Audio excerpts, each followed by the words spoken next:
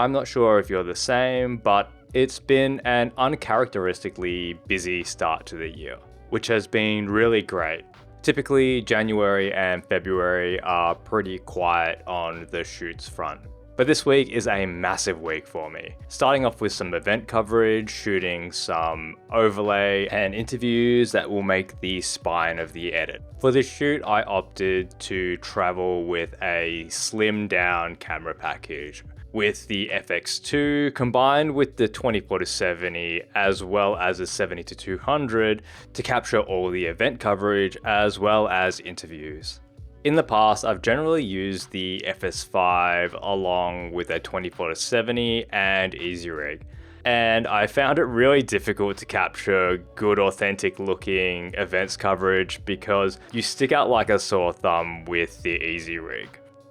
Traveling with a much smaller camera package with the FX2 and a 24-70 allowed me to get closer into the action and not draw too much attention to myself when filming the overlay. It was really liberating to travel with such a light camera package.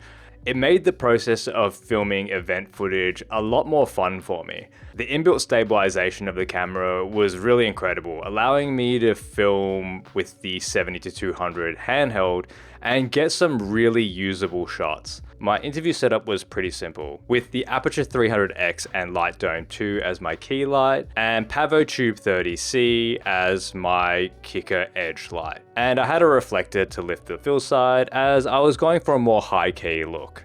I had only one admin day for this week, where I had a handful of pre-production meetings with Matt and Chase, as well as my lighting and camera team, to go through all of the pre-production documents prior to our Wizard of Oz Parody shoot that we're filming on Wednesday. I also spent a bit of time preparing gear for both the Wizard of Oz shoot, as well as the shoot that we had over in Perth on Thursday and Friday. The reason why I had to get all of the equipment organized now for the shoots on Thursday and Friday was that Matt and I were heading to the airport straight after our Wizard of Oz shoot on Wednesday to fly straight to Perth. The Wizard of Oz parody shoot had a lot of moving components, and there was a lot to get through over the duration of the day.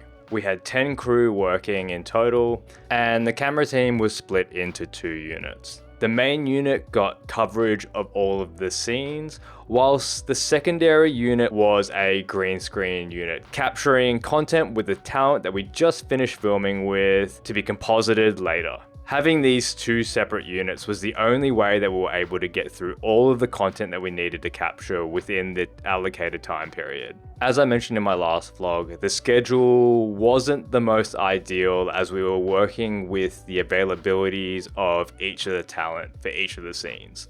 So there was a lot of moving up and down stairs.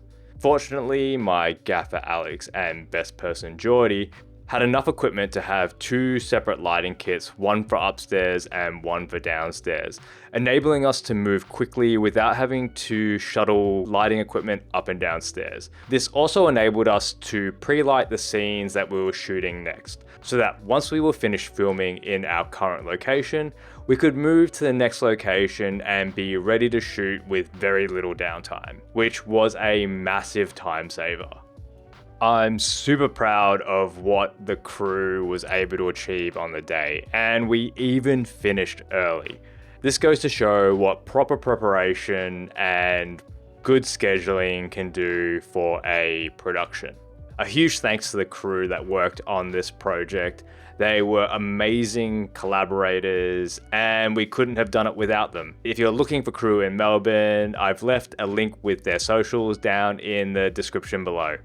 After a huge day on set, Matt and I headed straight to the airport to catch our flight to Perth. Since Perth is 3 hours behind Melbourne, my body clock woke me up pretty early in the morning. Since we weren't filming until a bit later in the day, I managed to get a quick gym session in just to wake myself up after a pretty late night.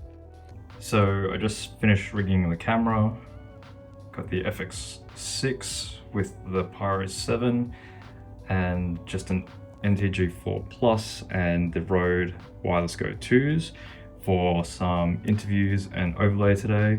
I like to bring a power board whenever I travel, because usually hotel rooms will have 1 or 2, maybe 3 good power points, but having a power board allows you to plug in all of your devices without having to cycle through the different power points throughout the night if you're charging a bunch of batteries.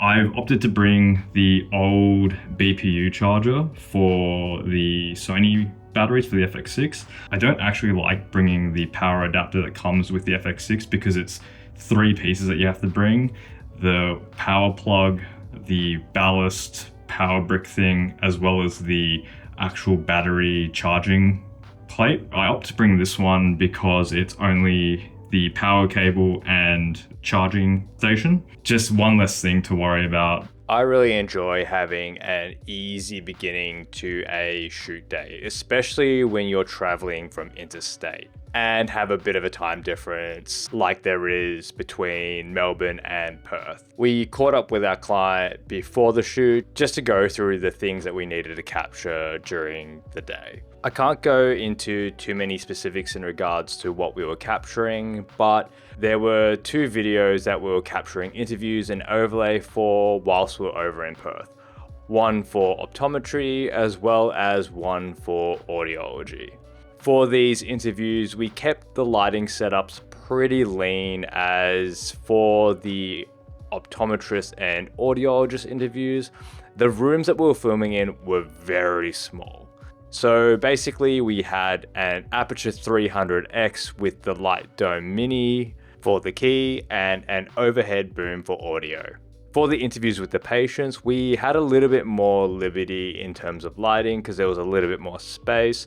So we opted to have the key light be the Aperture 300D Mark II with the Light Dome 2, and then we used the 300X with the Light Dome Mini as a kicker light or ambient fill. That's it for this vlog. Thanks for watching, and I'll see you in the next one.